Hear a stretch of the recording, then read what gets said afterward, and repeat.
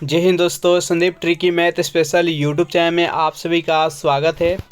Bihar police constable नई भर्ती 2023 जिसमें टोटल पोस्ट है 21,391। इस पोस्ट के लिए रिटन एग्ज़ाम 1 अक्टूबर से स्टार्ट है। तो इस वीडियो में 50 प्लस जीके जीएस का प्रश्न देखने वाले हैं। ऐसा ही प्रश्न आपके एग्ज़ाम में भी देखने को मिलेगा, तो एक भी प्रश्न आप मिस नहीं कीजिएगा और इस वीडियो को कम्प्लीटली देखने का प्रयास कीजिएगा। वीडियो स्टार्ट करते हैं और चलते हैं हम प्रश्न की तरफ। पहला प्रश्न है आपके सामने कि बक्सर के युद्ध के समय दिल्ली के शासक कौन था। चारों ऑप्शन देख लीजिए और बताइए यहाँ पर 1-9 प्रश्न का सही आंसर क्या है। 1-9 प्रश्न का जो भी कैंडिडेट यहाँ पर ऑप्शन नंबर डी के साथ जा रहे हैं, शाह आलम द्वितीय, बिल्कुल ही सही जवाब है। बक्सर का युद्ध कब लड़ा गया था, तो 1764 में, याद रखिएगा। नेक्स्ट क्वेश्चन देखते हैं यहाँ पर। राजा राम मोहन राय द्वारा ब्रह्म समाज की स्थापना की गई थी 1816 में, 1820 में, 1828 में, 1830 में। बताइए यहाँ पर सेकेंड प्रश्न का सही आंसर क्या है। तो जो भी कैंडिडेट यहाँ पर सेकेंड प्रश्न का ऑप्शन नंबर सी बता रहे हैं 1828 ईस्वी, बिल्कुल ही सही जवाब है। नेक्स्ट क्वेश्चन देखते हैं यहाँ पर। तीन प्रश्न है आपके सामने कि महात्मा बुद्ध ने अपना पहला धर्म चक्र परिवर्तन किस स्थान पर दिया था। लुम्बिनी में, सारनाथ में, पाटलिपुत्र में और वैशाली में। बताइए यहाँ पर तीनों प्रश्न का सही आंसर क्या है। तो तीन प्रश्न का जो भी कैंडिडेट यहाँ पर ऑप्शन नंबर बी के साथ जा रहे हैं, सारनाथ बता रहे हैं, बिल्कुल ही सही जवाब है। धर्म चक्र परिवर्तन का अर्थ क्या होता है, तो ज्ञान प्राप्ति के बाद पहला उपदेश कहाँ पर दिए थे, तो सारनाथ में। नेक्स्ट क्वेश्चन देखते हैं यहाँ पर। 4वां प्रश्न है आपके सामने कि नंद वंश के पश्चात मगध पर किस राजवंश ने शासन किया था। मौर्य, शुंग, गुप्त और कुषाण। बताइए यहाँ पर 4वां प्रश्न का सही आंसर क्या है। तो नंद वंश के पश्चात मगध पर किस राजवंश ने शासन किया था, तो मौर्य वंश ने। जो भी कैंडिडेट यहाँ पर ऑप्शन नंबर ए के साथ जा रहे हैं, बिल्कुल ही सही जवाब है। नंद वंश के अंतिम शासक कौन था, तो घानानंद थे। और मौर्य वंश के संस्थापक कौन थे, तो चंद्रगुप्त मौर्य थे। नेक्स्ट क्वेश्चन देखते हैं यहाँ पर। 5वां प्रश्न है आपके सामने कि मौर्य काल में शिक्षा का सर्वाधिक प्रसिद्ध केंद्र था। वैशाली, नालंदा, तक्षशिला और उज्जैन। बताइए यहाँ पर 5वां प्रश्न का सही आंसर क्या है। तो 5वां प्रश्न का जो भी कैंडिडेट यहाँ पर ऑप्शन नंबर सी के साथ जा रहे हैं, तक्षशिला बता रहे हैं, बिल्कुल ही सही जवाब है। नेक्स्ट यहाँ पर 6वां प्रश्न है आपके सामने कि अमृत बाजार पत्रिका की स्थापना किसने की। चारों ऑप्शन देखिए, बताइए यहाँ पर 6वां प्रश्न का सही आंसर क्या है। अमृत बाजार पत्रिका की स्थापना किसने की। तो 6वां प्रश्न का जो भी कैंडिडेट यहाँ पर ऑप्शन नंबर डी के साथ जा रहे हैं, शिशिर कुमार घोष, बिल्कुल ही सही जवाब है।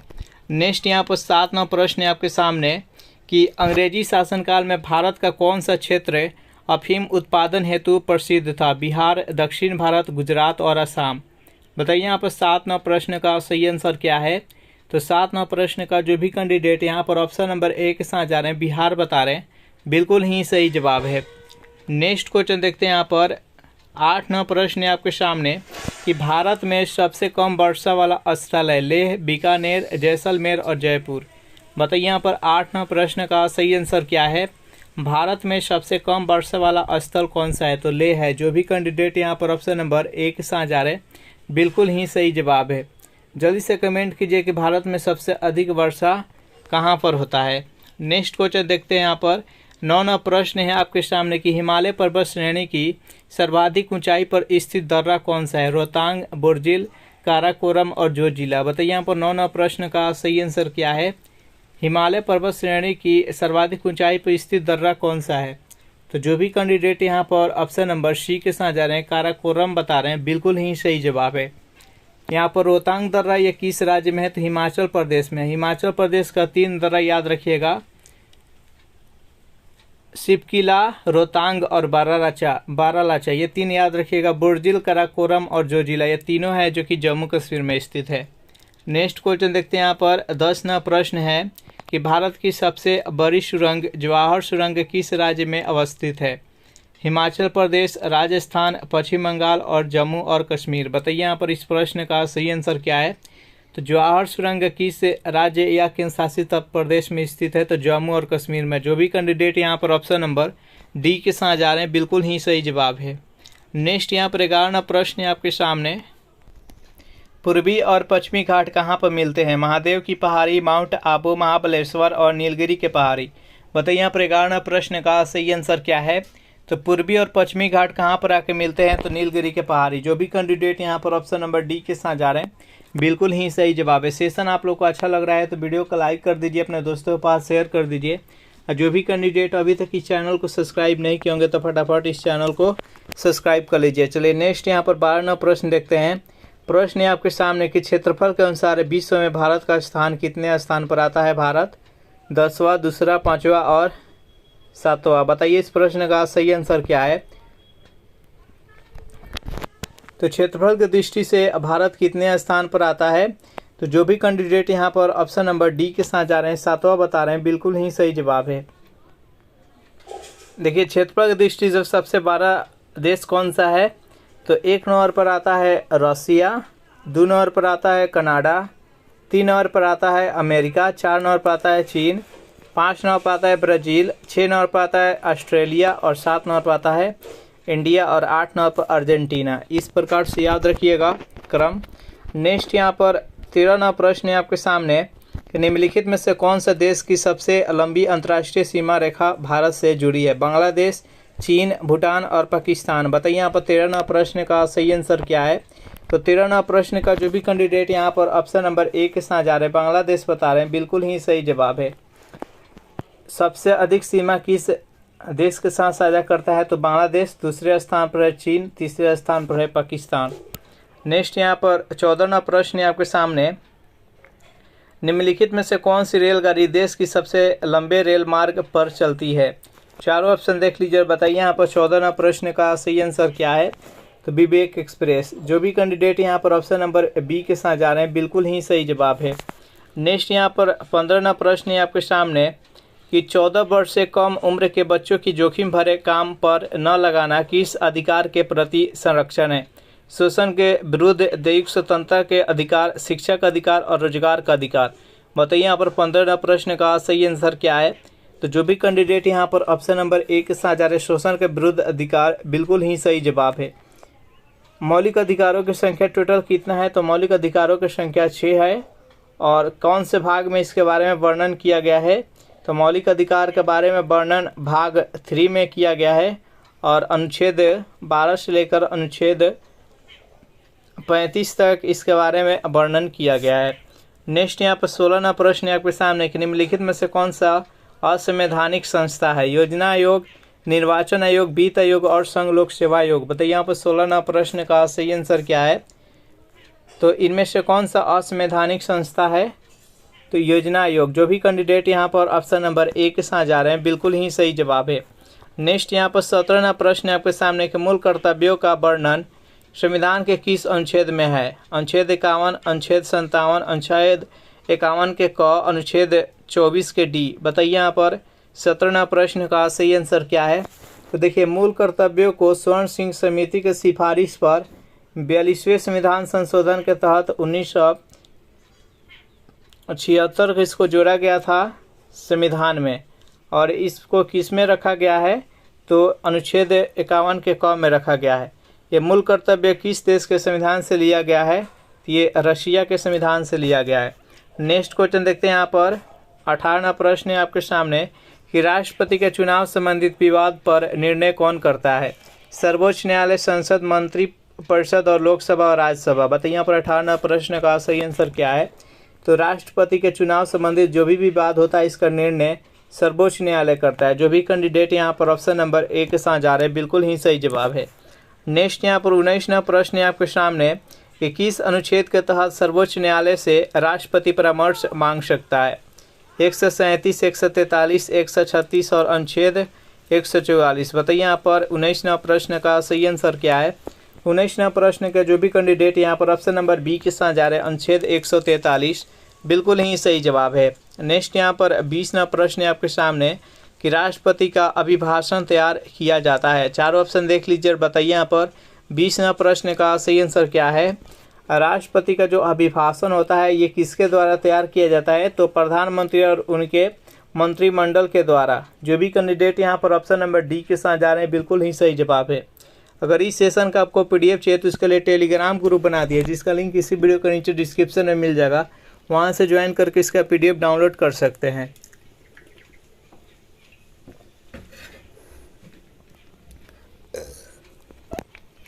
नेक्स्ट यहाँ पर 21वां प्रश्न है आपके सामने कि भारत में नोट जारी करने की कौन सी प्रणाली अपनाई जाती है।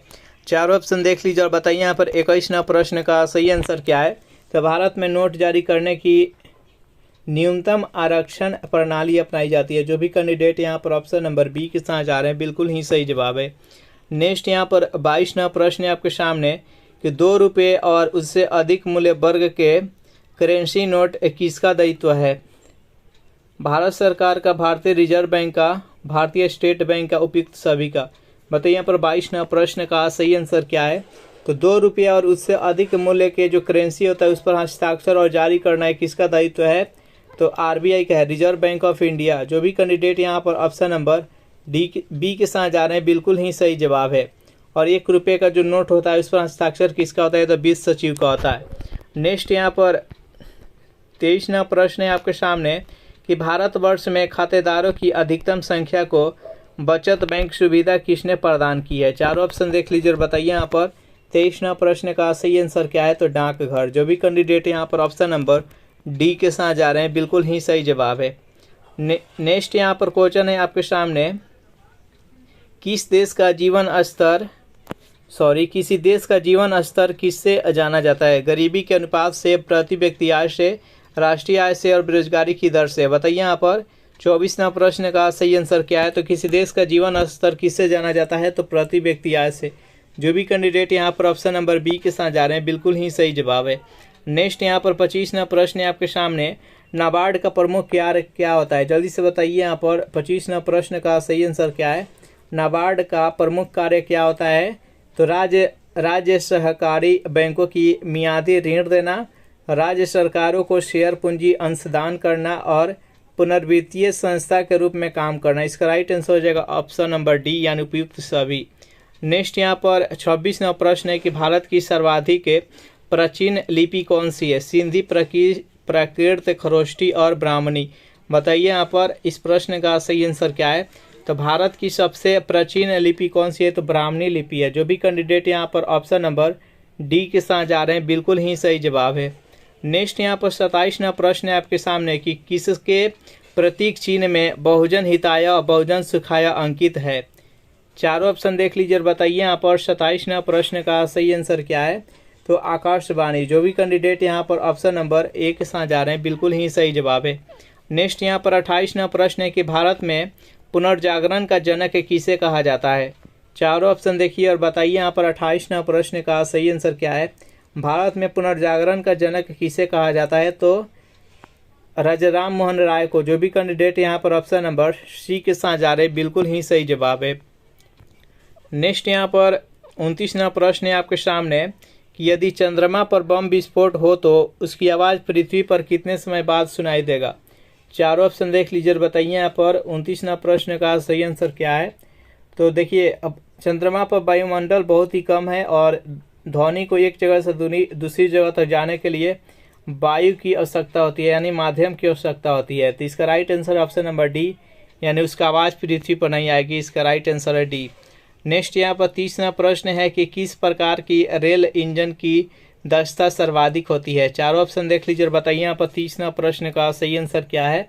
तो जो भी कैंडिडेट यहाँ पर ऑप्शन नंबर सी के साथ जा रहे हैं विद्युत बिल्कुल ही सही जवाब है। सेशन आप लोग को अच्छा लग रहा है तो वीडियो को जल्दी से लाइक और शेयर कर दीजिए। नेक्स्ट यहाँ पर 31वां प्रश्न है कि बहुत छोटे समय को मापने के लिए किस घड़ी का प्रयोग किया जाता है। क्रिस्टल घड़ी का, आणविक घड़ी का, क्वार्ट्ज का और कमानी घड़ी का। बताइए यहाँ पर 31वां प्रश्न का सही आंसर क्या है। तो बहुत ही छोटे समय को मापने के लिए आणविक घड़ी का प्रयोग किया जाता है। जो भी कैंडिडेट यहाँ पर ऑप्शन नंबर बी के साथ जा रहे हैं बिल्कुल ही सही जवाब है। नेक्स्ट यहाँ पर 32वां प्रश्न है कि घर के बिजली का बिल किसके आधार पर आता है। तो वाट के माध्यम से आता है। वाट कितने वाट जला इसके हिसाब से आता है। इसका right answer option number C. Next यहाँ पर 33वां प्रश्न है कि माइक्रोस्कोप प्रयुक्त किया जाता है तो सूक्ष्म वस्तुओं को देखने के लिए। इसका राइट आंसर है ऑप्शन नंबर सी। नेक्स्ट यहाँ पर 34वां प्रश्न है कि वात्या भट्टी यानी ब्लास्ट फर्नेस में उत्पादित होती है कास्ट आयरन, पिटवा लोहा, स्टेनलेस स्टील। बताइए यहाँ पर 34वां प्रश्न का सही आंसर क्या है। तो वात्या भट्टी में किसका उत्पादन किया जाता है। तो कास्ट आयरन का। जो भी कैंडिडेट यहाँ पर ऑप्शन नंबर ए के साथ जा रहे हैं बिल्कुल ही सही जवाब है। 35वां प्रश्न है कि पोर्टलैंड सीमेंट के विनिर्माण के लिए उपयोग में ली गई कच्ची सामग्री होती है। बताइए यहाँ पर 35वां प्रश्न का सही आंसर क्या है। तो एल्यूमिना, मिट्टी, जिप्सम, सिलिका और मैग्नीशिया इसका प्रयोग किया था। इसका राइट आंसर है ऑप्शन नंबर बी। नेक्स्ट यहाँ पर 36वां प्रश्न है आपके सामने कि रासायनिक तौर पर जल में कितने ऑक्सीजन के अणु होते हैं, यानी H2 होता है रासायनिक इसका सूत्र। तो यहाँ पर ऑक्सीजन का अणु की संख्या पूछा गया, तो ऑक्सीजन का पूछा जाए तो 1 हो जाएगा, अगर यहाँ पर हाइड्रोजन का पूछता तो 2 हो जाएगा। इसका राइट आंसर है ऑप्शन नंबर बी यानी 1। नेक्स्ट यहाँ पर 37वां प्रश्न है आपके सामने कि फ्लिंट कांच में होता है। चारों ऑप्शन देख लीजिए और बताइए यहाँ पर 37वां प्रश्न का सही आंसर क्या है।